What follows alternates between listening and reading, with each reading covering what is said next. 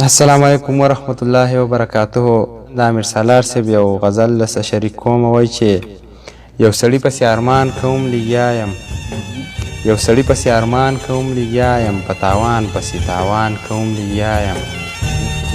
یو سړي پسې ارمان کوم لګیا یم، په تاوان پسې تاوان کوم لګیا یم.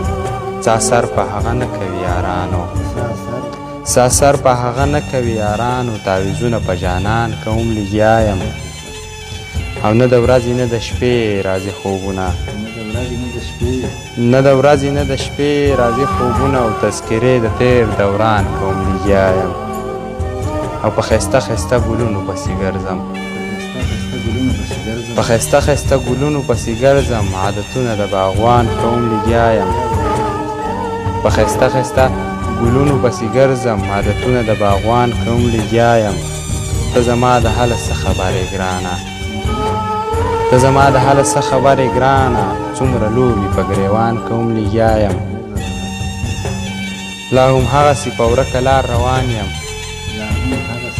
لا هم هغسې په ورکه لار روان یم، ستمونه په خپل ځان کوم لګیا یم. او ته چې تللی یې امیره په دې لاره،